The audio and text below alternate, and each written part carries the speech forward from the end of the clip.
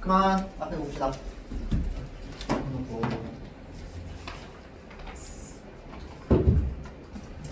자 볼게요. 세 번째 질문은요. 이제 이번 교육과정 들어오면서 새롭게 이제 관원에 들어오게 된 글의 양식 중에서 뭐가 있냐면요. 옆에 그냥 동그라미 하나만 붙여줍시다.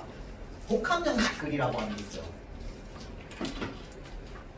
뭐냐면 이게 이제 소위 말해 우리가 흔히 매체 쪽인데 그냥 이제 요즘 시대의 글 같은 거죠. 뭐 블로그라든지 이런 것들.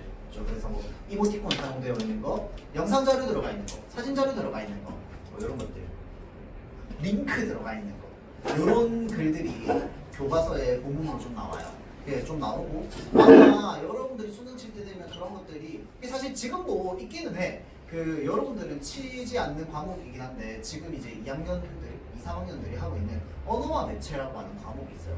그 중에 이제 매체라고 하는 과목인데 그게 이제 여러분들께는 사라지긴 하거든요. 왜냐면 이 매체를 통해서 사실은 뭐 배울 수 있는 그러니까 우리가 학문적으로 학술적으로 이용할 수 있는 게 도대체 무엇인가? 라고 하는 그 방향성을 좀 똑바로 제시하지 못했다는 점이 있어요. 그래서 대체로 여러분들 그 언어와 매체에서 이제 뭐 여러분은 안 치겠지만 간단하게 이야기하자면 언어와 매체할 때 언어는 문법이에요. 그래서 반응법 문제, 반응 매체 문제가 나와요. 근데 그 매체 문제 틀리는 사람은 그 좀 문제 있는 게 이렇게 얘기하면 안 되지만 좀 의심해봐야 돼요. 혹시 친구 관계가 좀 약간 이러면서 이제 매체 과목 대체로 이제 나오는 문제들이 뭐냐면 그 이제 뭐 단체 채팅방 뭐 이런 거 나와요. 그래가지고 이제 부적절한 언사 뭐 이런 것들 있잖아, 맞죠? 자, 그래서 뭐 그런 것들이 좀 나오는 과목이거든요. 근데 아마 여러분들 때로 대체되는 건 아마 이런 복합양식의 글이 좀 많이 나올 거야, 알겠죠? 그래서 대체로 물어보는 거는 여러분들에게 약간 화법과 작문이랑 좀 비슷하게 물어볼 겁니다, 알겠죠? 그 내용과 관련해가지고 어떤 자료 활용되어 있는지, 그것을 통해서 얻고자 하는 효과는 무엇인지, 뭐 이런 것들 등등. 자, 그런데 사실은 뭐 국어를 가르치는 선생님들, 나뿐만 아니라 학교 선생님들도 마찬가지인데 도대체 이런 글을 도대체 여러분들은 어떻게 가르쳐야 되는가 라고 하는 부분에서 지금 뭐 교육적으로 방향이 좀 제대로 안 잡혀 있는 부분도 좀 있기는 합니다. 그래서 안 다룰 수도 있어요, 이 질문. 알겠지? 그냥 내용만 간단하게 한번 봅시다. 내용은 뭐냐면요, 이 인공지능과 관련되어 있는 기술을 좀 긍정적으로 바라보는 관점이 좀 많이 담겨 있습니다. 볼게요. 자, 안녕하세요 라고 하면서 지금 뭐 하고 있어? 마치 듣는 사람이 있는 것처럼 얘기하고 있습니다. 맞죠? 그래서 우리는 이런 문장을 뭐라고 하는데? 구어체라고 합니다. 구어체. 말하듯이 얘기하는 거죠. 구어체의 반대말이 뭐예요? 문어체죠. 문어체. 문은 이제 글. 그래서 글 쓰는 듯한 문장들. 그래서 왜 우리 일상생활에서 문어체로 얘기하면 약간 좀 쟤는 왜 기계처럼 말하지? 약간 이렇게 되는 거 있죠. 이런 것들이 이제 문어체죠. 반면에 구어체 같은 경우는 상대적으로 굉장히 읽기 편하고 좀 부드러운 느낌을 줍니다. 알겠죠? 자, 그래서 마치 누군가한테 이야기해 주듯이 얘기하고 있어요. 자, 근데 이건 글이야. 자, 볼게요. 안녕하세요, 여러분. 자, 인공지능을 알려주는 아이 인지예요. 라고 하면서 지금 뭐 사용되어 있어? 별명 사용되어 있고요. 그 다음에 이모티콘 사용하고 있습니다. 복합양식 글의 특징입니다. 자, 그래서 땡땡땡땡이 그린 그림, 미국의 한 주립 박람회 미술 대회에서 우승을 차지했다. 과연 여기 땡땡땡땡에 들어갈 말은 무엇일까요? 네, 바로 인공지능이에요. 거짓말 같다고요? 아래에서 관련 기사를 확인해 보세요 라고 하면서 여기 밑에 쭉 뭐가 되어 있어? 링크 되어 있습니다. 자, 관련 기사를 확인해 보세요. 요 기사를 말하는데 지금 링크 달아놓은 거야. 복합양식 글입니다. 자, 그래서 지금 이 기사 제목이 인용이 되어 있고요. 볼게요. 인공지능이 빠르게 발전하고 있고 그 능력이 대단하다는 것은 익히야 알고 있었지만 이렇게 상을 받을 정도의 그림을 만들어내기까지 한다니 참 놀랍지요 라고 얘기하는데, 놀랍다는 걸 얘기하는 겁니다. 누군가의 대답을 요구하는 게 아니죠. 맞죠? 이런 표현들 서리적 표현이라고 합니다. 자, 위에 서리적 표현 동그라미 좀 쳐줄게요. 자, 이런 이제 복합양식 글이나 화법 뭐 이런 지문들은 대체로 이 표현상의 특징을 막 물어보는 경우가 많습니다. 알겠죠? 자, 그래서 나중에 여러분들 시험 대비할 때 이 지문이 들어간다면 이 지문에 나와 있는 표현상의 특징들을 좀 기억해둬야 돼요. 이 표현상의 특징 지금까지 해서 꽤 많이 나왔습니다. 첫 번째 이모티콘 사용, 두 번째 이제 이제 구어체를 활용하는 거. 그다음에 세 번째는 서리적 표현 사용하는 거. 그렇죠? 그다음 또 하나 뭐 있었냐? 링크 달아놓는 거. 그다음 나아지고 볼게요.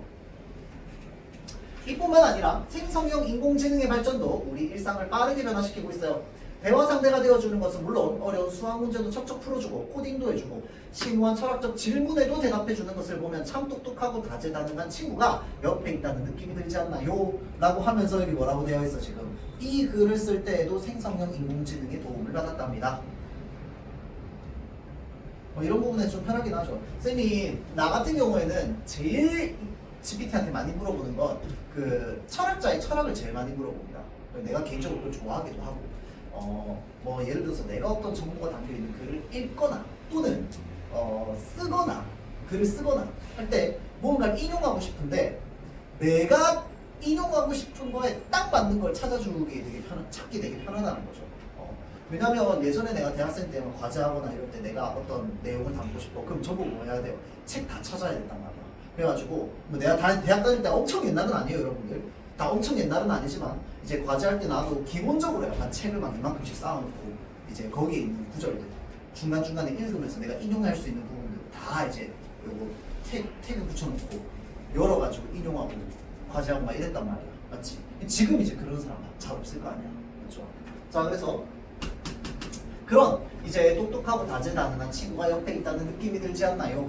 나도 가끔 그런 느낌을 받을 때가 있어요. 그런 것들을 활용하다 보면. 자, 인공지능은 우리가 생각하는 것보다 훨씬 더 많은 영역에서 긍정적인 변화를 이끌어내고 있어요. 인공지능은 우리에게 취향에 맞는 음악이나 영화, 책 등을 추천해주지요.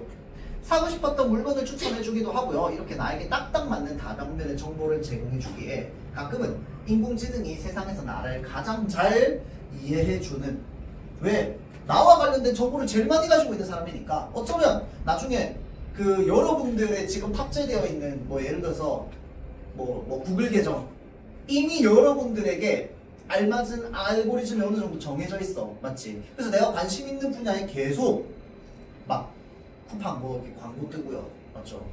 그래서 왜 우리 가끔씩 그런 얘기 하잖아요. 우리 도청당한다면서. 맞죠?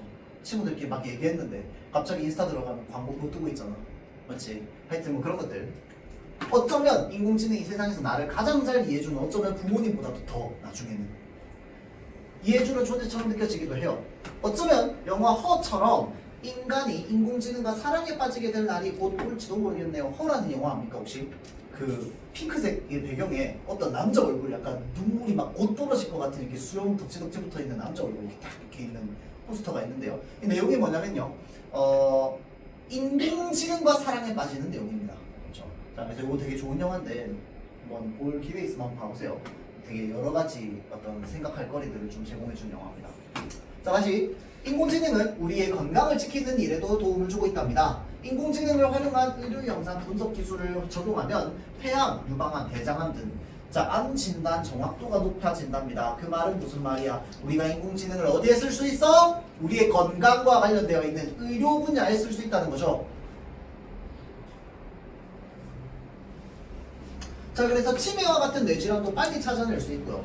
또한 인공지능 기반의 로봇 수술 다 건강과 관련되어 있는 의료기술과 관련되어 있는 부분입니다. 맞죠? 그런 부분에서 도움을 받을 수 있다는 거고요. 자, 다음 마지문 계속 볼게요. 여기 나와 있는 사진, 요 사진도 마찬가지로 복합 양식의 특징 중에 하나입니다. 알겠죠? 이미지 활용되어 있는 거 여기 표시 좀 해주세요. 자, 다음 마지문 보면 영화 속 만능 집사가 나타난 것 같은 인공지능 스피커도 빼놓을 수 없어요. 인공지능을 활용한 음성인식 기술은 집안을 문장 하나로 제어할 수 있게 하고 에너지 효율성을 높여서 환경에도 도움이 된다고 한답니다. 자, 그러니까 인공지능을 활용한 음성인식 기술이 뭐도 높여줄 수 있어? 에너지 효율성도 높여줄 수 있다는 거야. 이제 부모님이랑 같이 안 살아가지고 어느 날 내가 부모님 집에 갔는데 이제 분명히 집에는 나랑 어머니밖에 없어. 자꾸 어디서 얘기하는 소리가 들려요. 나가봤더니 어머니가 진이랑 얘기하고 있더라고. 진이야 이거 좀 틀어줘, 진이야 이거 좀 틀어줘 이러면서. 그렇죠? 자, 그래서 그러한 것들이 이제 에너지 효율성을 높여줘서 뭐에도 도움돼? 환경에도 도움이 된다는 거죠. 그냥 단순히 날 편리하게 줄 뿐만 아니라 일석이조가 아닐 수 없지요. 자, 지금까지 뭐에 대해서 얘기하고 있어? 지금 새롭게 우리 삶에 들어오게 된 이 인공지능 기술과 관련돼서 이제 긍정적으로 활용할 수 있는 방법들에 대해서 얘기하고 있습니다. 맞죠? 자, 다음 봐볼게요. 인공지능 기술의 발전은 교육 분야에서도 큰 변화를 가져오고 있어요. 인공지능을 활용한 맞춤형 교육은 이거는 교육과 관련되어 있는 부분이네. 자, 밑줄 끄는 부분 전부 인공지능을 활용한 기술들입니다. 자, 학생들의 학습 능력을 상향시킬 뿐만 아니라 교육의 질을 높여줍니다. 미래학자 토머스 프레이는 인공지능 기술이 부족한 교육 인력 보충과 교육 불평등 개선에 도움을 줄 것이라고 예측하기도 했대요. 자, 그래서 인공지능 기술이 부족한 교육 인력 보충도 해줄 수 있고 교육 불평등 개선에 도움을 줄 것이다 라고 예측하고 있다는 거죠. 요거는 교육과 관련되어 있는 부분입니다. 아까 환경이랑도 다르죠. 자, 다음 4입니다. 이처럼 인공지능은 우리 일상을 편리하게 만들어줘요. 자, 요거는 누구 생각이야? 글쓴이의 생각입니다. 당연히 미래에도 그럴 거고 많은 사람들이 이미 그렇게 생각하고 있답니다. 방송통신위원회에서 발표한 2022년 지능정보사회 이용자 패널 조사 결과 발표에 따르면 우리 사회 구성원들은 실제로 인공지능이 다음과 같은 분야에서 우리 삶을 개선해 줄 것으로 기대하고 있어요 라고 하면서 이 기대 수준에 대해서 어떤 부분에 대한 기대를 하고 있는지가 좀 나와 있죠. 자, 요거는 뭐냐면 매체 자료 활용입니다. 매체 자료 활용. 그 매체 자료 활용 중에서도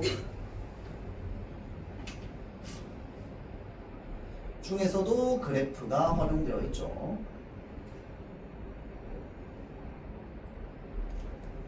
복합양식 글의 특징. 자, 다음 마지막. 자, 오늘 글이 조금 길었나요? 거의 다 왔답니다. 자, 마지막으로 최근 신문에서 읽은 글, 막을 수도 피할 수도 없는 생성형 AI 시대. 마찬가지입니다. 이것도 인용한 거죠, 기사 제목을. 자, 그래서 신문 기사 제목, 그 다음에 내용도 인용되어 있어요. 내용은 밑에 나와 있어. 자, 일부를 소개할게요 라고 하면서 내용 이렇게 나와 있죠. 그 네이버에서 블로그 쓰면 항상 그 뭐 인용하거나 뭐 자료 가져올 때 요거 생기죠, 요거. 블로그 써본 학생 있나요? 자, 그래서 이게 이제 복합양식 글의 특징입니다. 뭔데요? 자유로운 배치. 자, 그래서 말을 타던 시대가 끝나가고 자동차의 등장을 더 이상 막을 수 없다면 우선 운전면허증을 따는 게라고 되어 있지만 요게 실제로 여러분들이 운전면허증을 따야 된다고 얘기를 하는 건 아닙니다. 맞죠? 그게 아니라 비유적으로 얘기하는 거야. 이게 뭘 얘기하는 건데? 시대가 바뀌어 새로운 인공지능이 들어와. 그러면 여러분들은 어떤 사람이 돼야 된다? 인공지능을 관리할 수 있는 사람이 되어야 한다 라고 얘기하는 거죠. 자, 그래서 시대의 변화에 적응해야 된다라는 의견을 비유적으로 얘기하고 있습니다. 가장 합리적인 행동이겠다라고 하면서 교수의 동그라미, 전문가의 말을 인용해서 얻을 수 있는 효과 뭔데요? 보면 신뢰성 높아지죠. 자, 아주 멋진 말이지요. 여러분도 저와 함께 인공지능을 탐구하여 이 시대의 운전면허증을 따고, 마찬가지로 요거 비유적인 표현 계속 연결입니다. 비유적인 표현. 그렇죠? 자, 그래서 인공지능을 이제 마치 운전면허증을 가지고 있는 사람이 운전을 하듯이 잘 사용할 수 있어야 된다는 거죠. 자, 그래서 운전면허증을 따고 미래를 잘 준비하기를 바래요 라고 하면서 밑에 해시태그까지 걸어놨네요. 여기도 이렇게 적혀있네. 그리고 특징 해시태그. 자, 그래서 이렇게 지문이 좀 구성이 되어 있습니다. 자, 그래서 각각 지금 글들이 견해를 드러내는 글, 우리가 흔히 이제 뭐 논설 이렇게 얘기를 하죠. 그 다음에 소설, 그리고 블로그 자료. 인공지능과 관련이 되어 있습니다. 인공지능과 관련이 되어 있고요. 각각의 다른 견해가 담겨 있습니다. 맞죠? 자, 그래서 요거는 뭐야? 긍정적, 부정적 있어 없어? 없어. 그냥 우리가 긍정적 관점과 부정적 관점을 모두 살펴보고 우리가 어떻게 앞으로 나아가야 될지에 대해서 성찰하는 게 기본입니다. 기본 내용이에요. 그런데 여기 소설에는 대체로 어떤 내용이 담겨 있어요? 이 인공지능이 우리 사회를 잠식한 어떤 부정적 내용이 좀 담겨 있죠. 부정적 관점입니다. 부정적 관점. 그 다음 여기 있는 블로그 자료는 뭔데요? 긍정적 관점이 나와 있습니다. 어떤 긍정적 관점이 나와 있어요? 이 인공지능 기술들이 우리에게 어떤 도움이 될지 우리가 기대하고 있는 점은 무엇인지에 대해서 이야기를 하고 있죠. 자, 그래서 여기까지 적었나요? 오케이. 자, 그리고 요거 박쌤이 나눠준 자료 한번 봅시다. 한글 맞춤법입니다.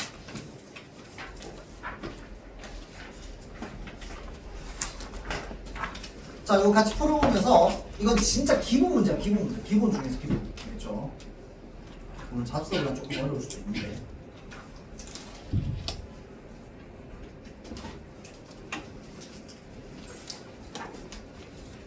자, 헐. 잠깐만. 잡서 다시 잠깐만.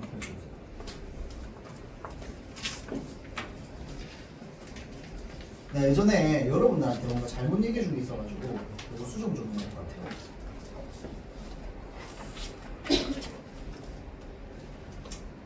아,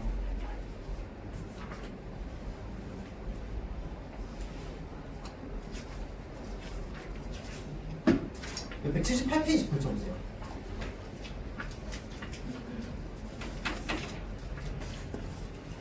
자, 여기 필기되어 있는 것 중에 여러분들 오뚜기라고 적혀 있는 거 있거든요.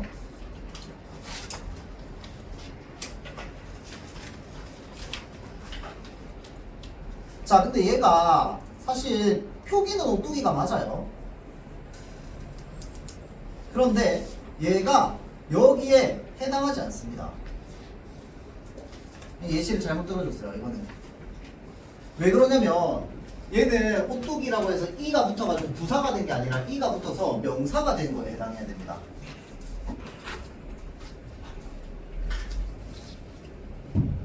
이거 나중에 한글 맞춤법 조항 전체 지문이 있는 부분에서 다시 다룰 건데 여러분들 교과서에는 이거 지금 부사가 되는 거밖에 없어가지고 명사가 되는 예시가 있습니다. 명사가 되는 예시입니다, 여러분들. 사실 오뚜기가 명사라는 건 여러분들 다 알죠? 너 오뚜기 같아 라고 얘기하는데 이거를 가지고 우리가 부사라고 생각하지는 않잖아. 맞지?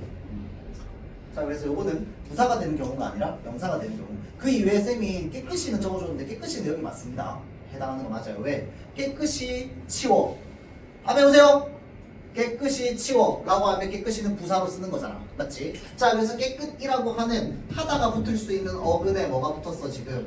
이가 붙어가지고 부사가 된 경우 원형을 밝혀 적는다. 그대로 맞아요. 알겠죠? 알아두세요. 자, 오뚜기라는 표기 자체는 여기 맞습니다. 알겠죠? 근데 요거는 부사가 된 경우가 아니라 명사가 된 경우예요. 그렇죠? 자, 그리고 지금 여기 조항에 적혀있는 요걸 다시 넘어봅시다. 이 조항들을 잘 읽어보면요, 여러분들. 그리고 쌤이 지난번에 한번 싹 정리해주면서 어디 불분명한 경우, 그 다음에 이제 본 뜻에서 멀어진 경우, 뭐 이런 등등등의 예시를 얘기해줬는데 그 예시들 중에서 이거랑 왜 연결되지? 라고 하는 의문이 드는 몇 가지들이 있습니다. 이거는 솔직하게 말해서 그냥 실제로 맞춤법 조항이 그렇게 적혀 있어도 나도 그렇게 적어서 여러분들한테 알려주는데 이 사실은 이 사람들은 왜 이걸 여기에 분류해서 넣어놨지?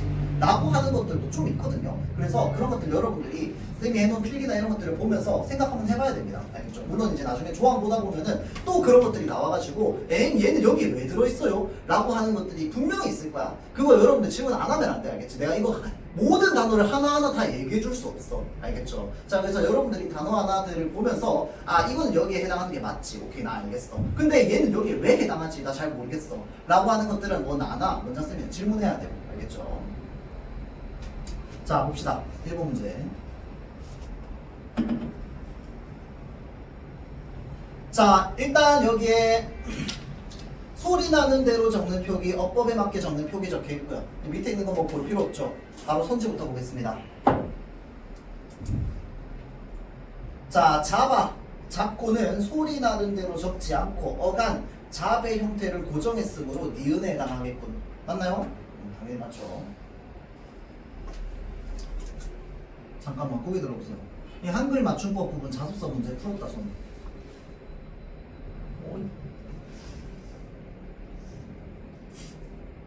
왜 웃는데? 이 정도로 안 풀었다고요? 나 방금 저기 뭐냐 어제 5시 수업하면서 애들 막 힘들어하고 졸려하고 막 했던 얘기 막 하면서 걔네들 보면서 좀 마음에 수업을 좀 열심히 안 듣는 것 같다 이런 생각했는데 걔네들도 한 명 빼고 다 해왔던데 여러분 눈 반짝반짝거리고 수업 듣고 있으면 안 한다고 숙제라고 시험 기간 들어가면 이제 이번 주 주말부터 들어가잖아요. 한 명 확인을 해야지. 알겠죠? 하세요. 어쩐지 질문이 없더라. 분명히 물어볼 게 많을 텐데. 현대 씨는 했어요? 안 했어요? 아까 안 했다고 실토한 사람 한 명 있었고. 내가 저기 뭐냐 지난번에 진행했던 요 백석의 시 있죠? 한 사람 한 명. 뭐 하시나요? 다음 주말에. 알겠죠? 좀 건드려 보세요. 알겠지? 그래야 재밌는 거예요, 세기씨. 자, 다시 봅시다. 앞에 보세요. 자, 그럼 굉장히 신선하겠네요, 여러분들. 문제가. 맞죠? 그럼 생생하게 머리 집어넣을 수 있겠지. 맞죠? 오히려 좋아. 봅시다. 미덥다는 본래의 뜻을 가진 어간 밑을 밝혀 적지 않고 뭐대로 적었어? 소리 나는 대로 적었죠. 자, 그래서 우리가 믿었다라고 하면 무슨 말이야? 믿음직스럽다 라는 말이잖아. 맞죠? 자, 그래서 얘는 기본적으로 밑에서 나왔겠지. 믿음직스럽다는 뜻이니까. 맞죠? 자, 그런데 밑이 살아있어? 안 살아있어? 안 살아있어. 그럼 당연히 뭐겠어? 소리 나는 대로 안 적은 거지. 아, 미안합니다. 소리 나는 대로 적은 거지. 원형이 밝혀져 있지 않은 거죠. 맞죠? 자, 그래서 소리 나는 대로 적도에 해당한다? 당연히 맞는 말이지. 그렇죠? 자, 그 다음 3번 일러서는 어간의 원래 형태가 아니라 소리 나는 대로 적은 것이므로 기억에 해당하겠군. 맞나요? 맞나요? 자, 잘 보세요. 우리 용언의 불규칙 활용 적어봅시다. 용언의 활용 적어봅시다. 내가 여러분들이 이번 1학기 때 단어 1학기랑 그 다음에 2학기 중간까지 해서 그 단어 파트를 배웠는지 안 배웠는지를 몰라서 물어보는 건데 뭐라 하려고 하는 게 아니고 자 용언의 활용과 불규칙 활용에서 배웠다 안 배웠다? 이걸 대답해주세요. 배웠어 안 배웠어? 배웠는데 기억이 안 나. 르 불규칙, 러 불규칙, 비읍 불규칙 뭐 이런 것들 배웠어 안 배웠어? 안 배웠어? 오케이, 알겠습니다. 자, 그러면 굳이 생각할 필요 없어요. 그냥 용언의 활용 형태에서 자, 잘 보세요. 그럼 이거는 물어봅시다. 어간의 뜻이 뭘까요? 이거 중학생 때 했는데 용언은요 항상 어간과 어미가 있잖아. 맞죠? 자, 그래서 용언은 항상 어간과 어미로 구성이 되어 있어요. 맞지? 그래서 어간의 사전적 뜻이 뭐냐면요 활용시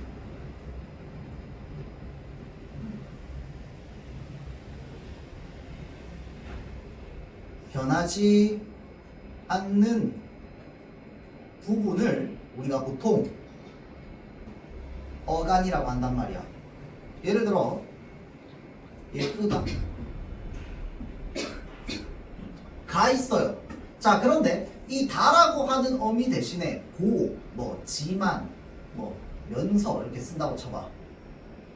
자, 그럼 예쁘고 예쁘지만 예쁘면서 예쁘는 안 변해. 뭐만 변해?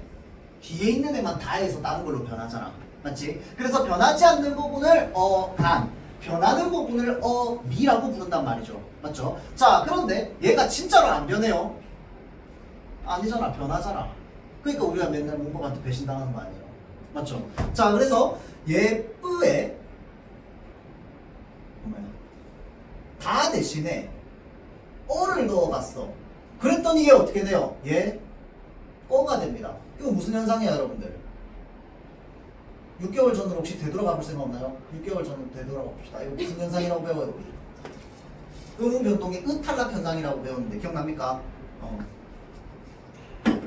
자, 탈락 현상이에요. 알겠죠? 자, 우리 용언의 활용 형태에서 탈락하는 애들 몇 개 있었습니다. 뭐 있었어요? 탈락합니다. 맞죠? 또 뭐 탈락합니까? 리을 탈락하죠. 기억나나요? 살다, 알다. 거기에 니은으로 시작하는 어미 붙으면 어떻게 돼? 사니, 아니 이렇게 되잖아. 기억나요? 자, 리을 뒤에 니은이나 시옷으로 시작하는 어미가 붙으면 리을이 탈락합니다. 맞죠? 자, 그 다음에 으로 끝나는 어간 뒤에 어나 아가 붙으면 어떻게 돼? 으가 탈락합니다. 담그다, 담가 이런 식으로. 맞죠? 예쁘다, 예뻐. 크다, 커 이런 식으로. 맞죠? 자, 그래서 우리가 1학기 때 배웠던 일반적인 음운 변동 현상으로 설명할 수 있는 것들 있죠. 탈락, 리을 탈락. 얘네는 발음상으로 탈락하는 것뿐만 아니라 표기도 탈락하잖아. 기억나죠? 자, 그래서 발음으로도 탈락하고 표기도 탈락하는 애들은 우리가 흔히 이제 음운 변동 현상에서 배웠던 탈락이랑 리을 탈락은 규칙 활용이라고 얘기합니다. 얘네는 그래도 환경이 갖춰지면 규칙적으로 탈락하는 애들이야. 그런데 우리는 불규칙하게 탈락하는 애들도 보게 됩니다. 걔네는 뭐 예를 들어서 듣다가 있어. 여기에 아어 붙이면 어떻게 되는데? 들어가 되잖아. 맞죠? 우리가 이게 디귿 불규칙 현상이고 요게 중세국어에서도 이런 특징이 좀 드러났었죠. 마침내 시로 펴지 못할 놈이 아니라 시로가 사실은 원래 기본형은 씻다잖아. 씻다. 디귿 받침. 근데 아오 붙이면 리을이 되잖아. 맞죠? 자, 그래서 우리는 이런 현상을 이제 불규칙 현상이라고 합니다. 왜 그러냐면 어떤 애는 리을로 변하는데 어떤 애는 안 변하거든. 널 묻어버리겠어 라고 하면 묻어가 어떻게 되는데? 그냥 묻어야. 맞죠? 얘는 규칙이야. 얘는 불규칙이야. 어떨 때는 이렇고 어떨 때는 저래서 얘를 불규칙이라고 얘기합니다. 알겠죠? 리을 탈락이랑 탈락은 규칙 탈락이야. 알겠죠? 자, 그런데 일단 여기에서 말하고자 하는 건 무엇이냐면 용언의 활용 형태에서 간에 변화가 생기는 경우.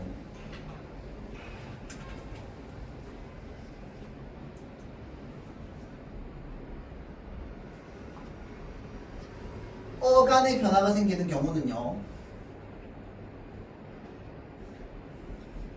소리 나는 대로 쓰인 표기입니다. 당연한 거죠. 따지고 보면 크다에 다 빠지고 어 붙어서 우리 어떻게 쓰는데? 커. 소리 나는 거랑 적는 거랑 똑같아.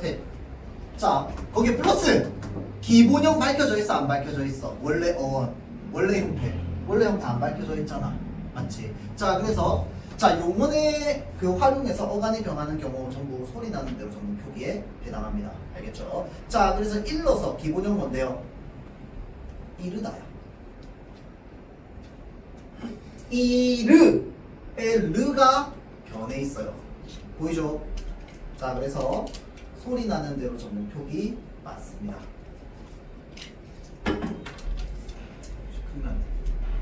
자, 다음 꽃이 꽃만처럼 발음되더라도 꽃의 형태를 고정하여 적는 것.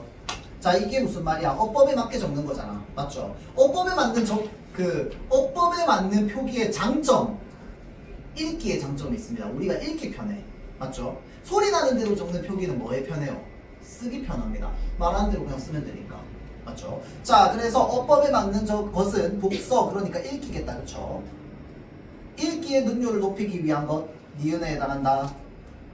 맞는 말이죠.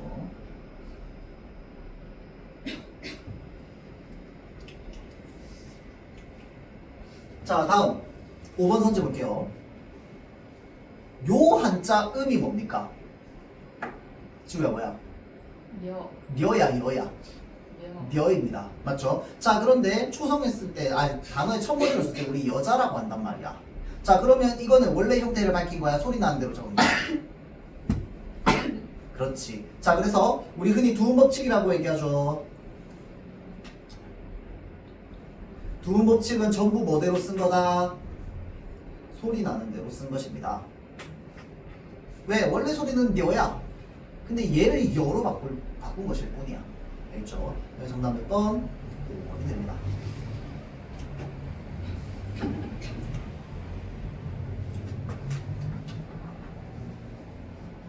자, 다음 2번 문제 봅시다. 자, 일단 1번 선지 보조용어 본용어 나와 있기 때문에 이 47항 한번 볼게요. 47항. 자, 보조용어는 뭘 원칙으로 합니까? 띄웠음을 원칙으로 하는데 붙였음도 허용합니다. 자, 그런데 붙였음을 허용하지 않는 경우들이 있었죠. 혹시 기억납니까? 기억나요?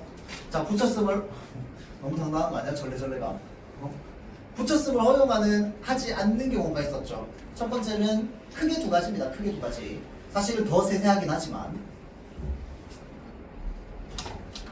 허용 안 하는 경우.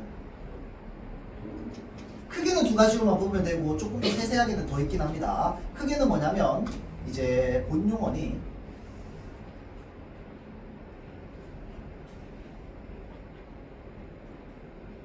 합성 용어인 경우.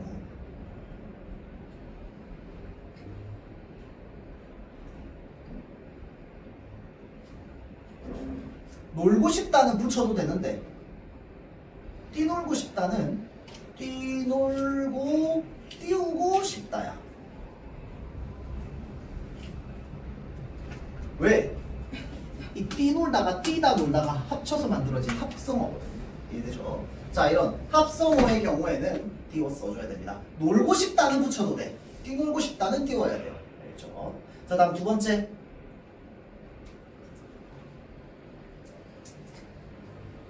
본 보조용어 사이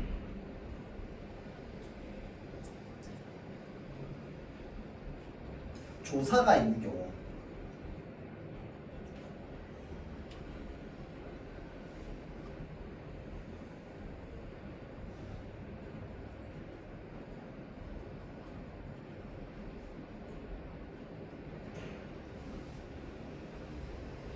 예를 들어서 하지를 않네.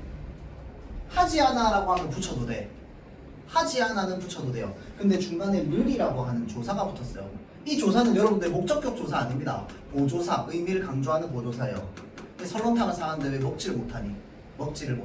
를. 맞죠? 자, 그래서 이 를은 보조사의 강조의 의미로 사용되는 거죠.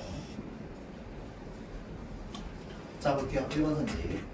먹어와 버렸다는 본용어가 보조용어이므로 47항에 따라서 붙여 쓰는 것도 허용되겠군. 맞나요? 맞는 말.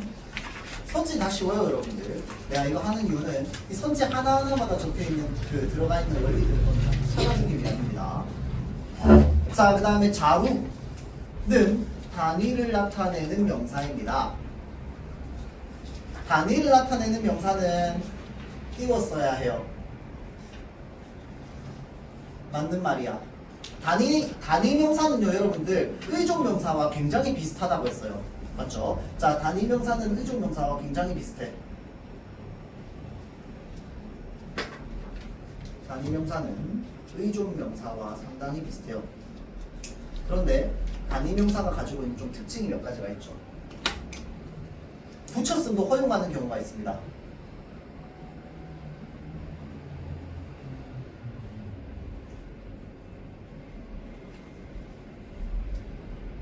뭐냐면 이제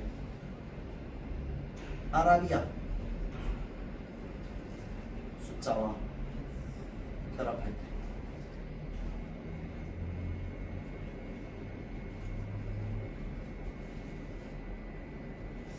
시간 등을 나타낼 때 우리 일상생활에서 굉장히 자주 쓰는 것들 시간, 날짜 뭐 이런 것들이랑 결합할 때는 붙여 써도 되고 띄워 써도 됩니다. 그렇죠? 자, 그래서 앞말이는 한이라고 되어 있는데 얘는 뭐야? 한글이잖아. 숫자 아니잖아. 맞죠? 자, 그러니까 얘는 띄워. 근데 야구 1회, 1회 할 때 1회 얘는 붙여도 돼. 띄워도 되고.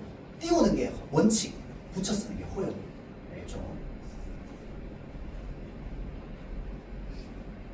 자, 그 다음 B급 볼게요.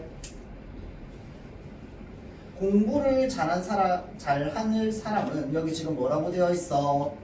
너뿐이다 라고 되어 있죠. 자, 이 뿐이라고 하는 건 보조사로도 쓰이고 뭐로도 쓰여? 의존명사로도 쓰입니다. 맞죠? 자, 그래서 얘를 구분할 때 뭘 구분하면 좋느냐? 일단 너 뿐이다잖아. 그치? 만약에 얘가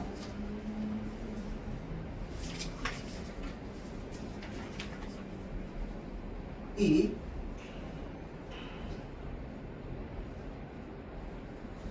의존 명사라면 가정해 봅시다.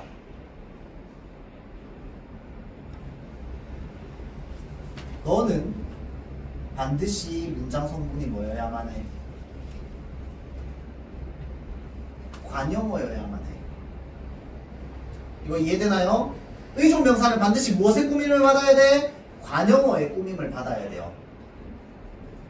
헷갈린다면 얘가 사실 체온이기 때문에 뒤에 그냥 조사가 붙는 경우인 게 우리가 일반적으로 생각되는 경우지만 조금 더 이제 논리적으로 따지고 들어가자면 이 너라고 하는 건 체온이야. 체온이 하나의 문장 성분으로 쓰이기 위해서 보통 뒤에 뭐가 붙어요? 격조사가 붙어요.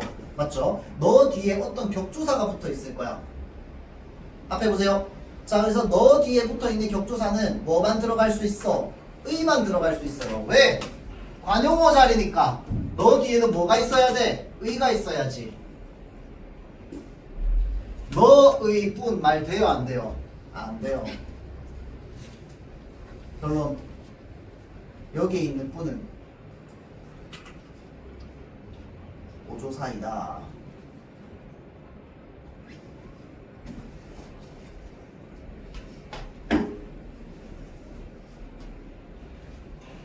나는 그저 뭐뭐 할 뿐이다 라고 하면 이 할이 뭐야? 지금 하다의 하 플러스 리을이라고 하는 관용사용 어미가 붙은 거죠. 관용사용 어미가 붙었으니까 당연히 관용어가 될 것이고 무엇을 꾸며줘? 뿐을 꾸며줄 겁니다. 자, 그래서 여기에 있는 뿐이 바로 뭐야? 의존 명사가 되는 겁니다. 알겠죠?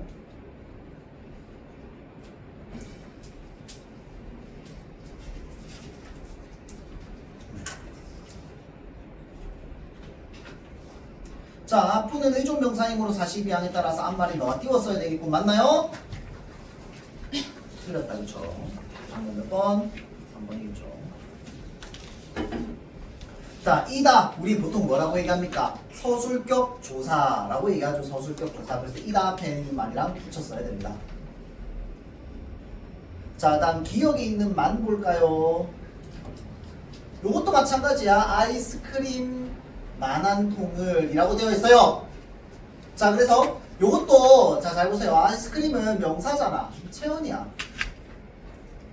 체온이 나오는 경우에는 대체로 그냥 뭐 조사가 붙어서 나오는 경우가 많습니다. 알겠죠? 자, 그래서 우리가 제일 쉽게 찾을 수 있는 방법은 뭐야?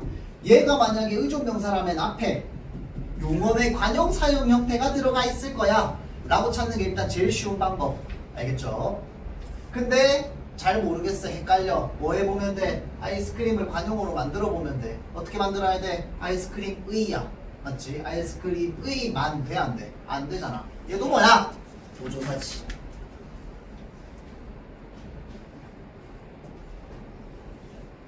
자, 문법을 받아들이는 판단 방식이에요. 자, 그래서 만과 뿐 둘 다 보조사 품사 같고요. 앞말에 붙였어야 되는 거 맞는 말이겠다. 그쵸? 자, 그 다음 4번 봅시다. 요거는 두음법칙입니다.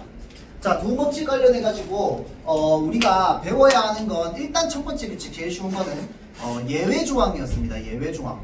두음법칙은 원래 어디에서 일어나야 돼? 단어의 첫머리에서 일어나야 돼. 그런데 단어의 첫머리에 일어나지 않는 두음법칙이 있었어. 바로 뭐였습니까?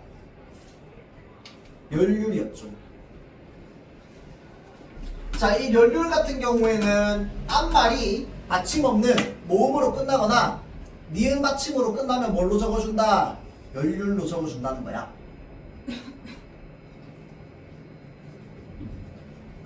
그 이외에 나머지 것들은 전부 뭐 해야 돼? 두음법칙이 적용이 되면 안 됩니다. 알겠죠? 자, 그 다음에 두음법칙의 유형 중에서 지금 얘는 뭐에 해당한다? 리을이 소리가 없어지는 거랑 똑같다. 11항은 12항은 뭐예요? 리을이 뭘로 변하는 거? 니은으로 변하는 경우입니다. 세세하게 물어보면 요거까지 물어볼 수 있다고 했어요. 자, 다음 여기 위에 1번 있습니다. 10항. 얘는 뭔데? 니은이 소리가 없어지는 거. 명명태가 되는 거. 이응이 되는 겁니다.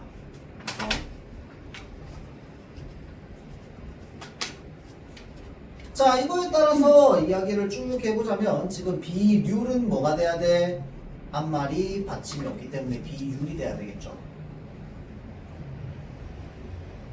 맞죠? 자, 그 다음 능률 같은 경우에는 뭐야? 이응 받침 뒤에 있기 때문에 어떻게 해야 돼? 리을이 붙어야지. 맞죠? 자, 다음 쌍용 봅시다. 자, 얘는 어떻게 돼야 돼? 원래 용이야, 룡이야? 룡이죠, 룡. 맞죠? 자, 그래서 쌍용이 돼야 됩니다.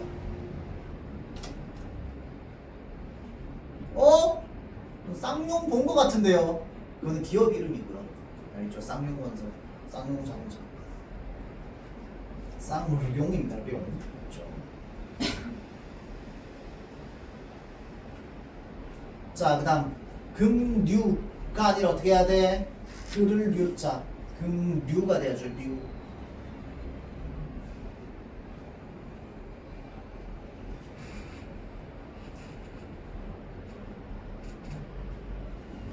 자, 그 다음 5번은 뭐가 틀렸어요? 여자 유형 다 맞죠? 뭐 어떻게 돼야 돼? 얘 앞말이 기업 받침이잖아. 뭐라고 적어야 돼? 합격률이라고 해야죠. 합격률. 이거 중간에 율률 들어가 있으면 은근 헷갈립니다, 여러분들. 왜냐면 여러분들 이거 배우기 전까지 생각 안 해봤을 거 아니야. 맞죠? 백분율이든 확률이든 발음할 때 되게 비슷하거든. 맞죠? 자, 그래서 요 니은 받침 또는 모음 뒤 요거 생각해야 됩니다. 알겠죠? 정답 몇 번? 2번이죠. 나머지 다 하나씩 틀린 게 있죠. 자, 다음 두목치 넘어가고요. 7번 봅시다. 요거는 된소리와 관련된 조항입니다.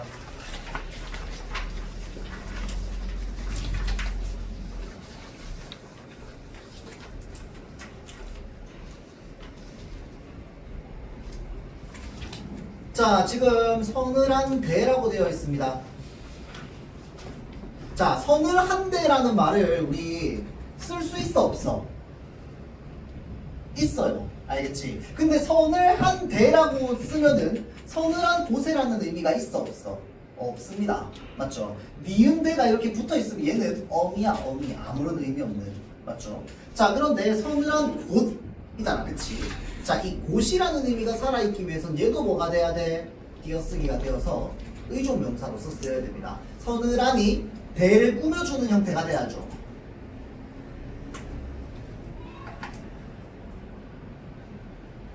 자, 그래서 바로 붙였어야 돼. 맞아. 틀렸지. 서늘한 띄우고 돼야 되겠죠. 자, 그 다음 요런 것들이 이제 여러분들한테 주로 물어보는 유형인데, 물어보는 건 지금 이 문제 자체는 쉬워요. 근데 학교에서 이 정도 물어보지 않습니다. 알겠죠? 자, 나의 1 예시는 어깨처럼 두 모음 사이에서 나는 된소리라고 되어 있어요. 자, 그러면서 예시로 뭘 드러났어? 지금 싹둑이라고 드러났습니다. 이거 맞아 틀려? 밑에 보면 안 돼. 그냥 보자마자 틀렸다고 얘기해야지. 맞죠? 왜? 음절 구성 방식 생각하면 되잖아. 어깨는 뭐야? 두 모음 사이에서 나는 된소리라며?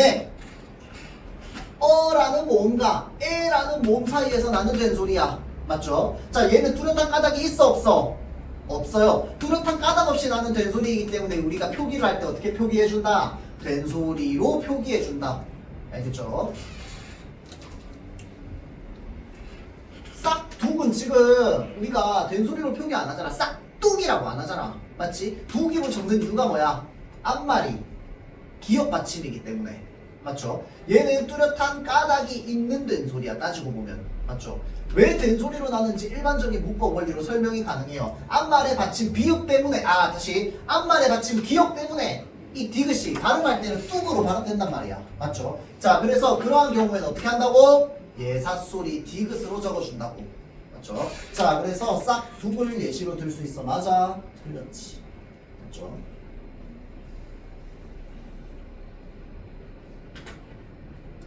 자, 그럼 우리 살짝 우리 살짝이라고 하는 거 살짝이라고 적잖아. 맞죠? 자, 그러면 얘는 여기에 해당한다. 맞아, 틀려? 맞아, 틀려? 송영 맞아, 틀려? 그냥 나랑 우연히 눈 마주쳤다. 맞아, 틀려요? 맞다고 하면 안 됩니다. 알겠죠? 왜 그래요? 자, 된소리가 나는 유형은요, 된소리로 표기하는 유형은 크게 두 가지였습니다. 기억납니까? 첫 번째 유형과 두 번째 유형이 있었어요. 자, 요 유형에 우리가 보통 된소리로 적습니다. 자, 첫 번째는 뭔데? 두 모음 사이에서 나는 된소리죠. 두 모음 사이에서 나는 된소리는 어떤 환경이야? 앞말이 모음으로 끝나요. 받침이 있어, 없어? 없어. 다음 말의 받침. 이 어라는 모음과 에라는 모음 사이에 나오는 쌍기어루야. 알겠죠? 얘는 두 모음 사이에서 나는 된소리의 유형에 해당합니다. 알겠죠? 자, 그런데 지금 내가 살짝이라고 했는데 살짝은 어디에 해당해? 여기에 해당하는 거야. 이해되죠? 리을, 리을, 리음, 이음 받침 뒤에서 나는 된소리입니다. 알겠죠? 자, 얘네들은 우리가 일반적인 문법 원리로 얘가 왜 된소리가 나는지 설명이 불가능해. 왜? 어떤 받침 발음 뒤에서만 된소리가 일어납니까? 디귿, 디귿, 비읍 뒤에서만 된소리가 일어나잖아. 받침 발음, 음절 끝소리 그치? 기억나죠? 자, 그래서 지금 리을, 리을, 미음, 이음 뒤에서는 된소리가 안 일어나. 근데 지금 된소리를 우리 발음한단 말이야. 살짝이라고 하는 거 살짝이라고 해. 그럴 때는 어떻게 해야 돼? 된소리로 적어줘야 됩니다. 그렇죠? 자, 그래서 된소리 표기 전체 조항은 맞지만 서로 유형은 다릅니다.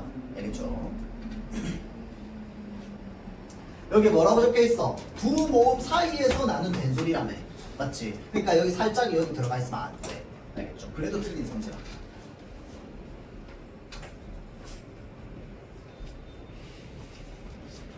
자, 다음 이해 예시처럼 산뜻하다.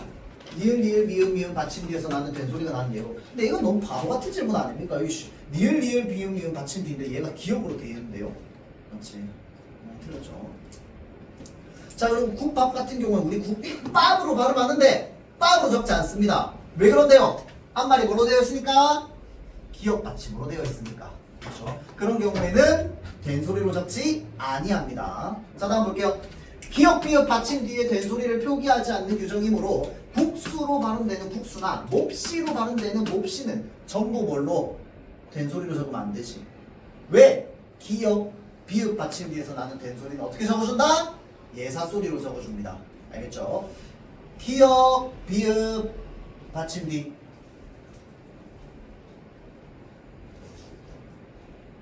예사소리로 적어줍니다. 알겠죠? 그런데 이것에 예외가 있었습니다. 기억납니까? 이것의 예외가 바로 뭐였어? 비슷한 음절이나 같은 음절이 그렇다. 반복되는 경우 쓱, 싹, 쓱, 싹, 뚝, 딱 이런 애들은 비슷한 음절이나 같은 음절이 반복되는 애들이기 때문에 이런 애들은 뭘 적어준다? 된소리로 적어줍니다. 알겠죠? 자, 디귿, 티귿이 지읒, 치읒으로 소리 나도 그대로 적는다라고 하는 규정이므로 부처로 소리 나는 부처가 이 규정에 해당해. 맞아, 아니야? 아닙니다. 이거 여러분들 얘는 뭐에 해당하냐면요. 처에 해당합니다. 체가 아니라 처. 미안해요. 진짜 미안해. 자, 그런데 얘 발음 어떻게 되냐면 처로 하거든요. 이거 사실 중학교 2학년 때 배웠어요. 처는요, 처로 발음합니다. 알겠죠? 자, 그러면 처를 처로 발음함에도 불구하고 이렇게 적는 건 원래 형태를 밝혀 적는 표기에 해당하겠지. 맞죠? 자, 그런데 우리 여기에 나와 있는 디귿, 티귿이 지읒, 치읒으로 발음되는 건 뭐에 해당해? 요런 거죠. 구개음악, 구지.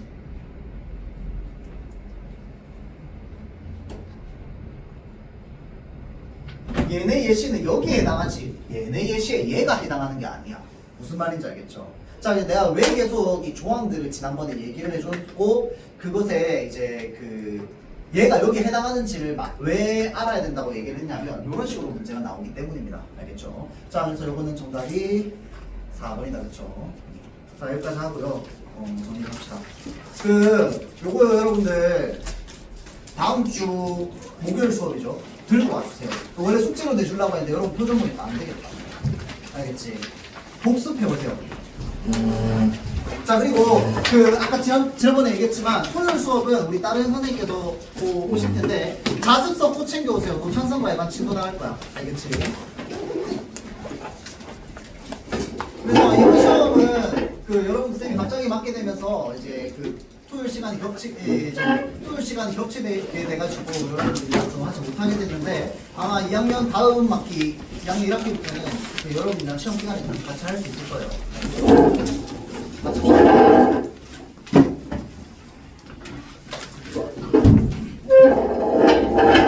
고생했어요.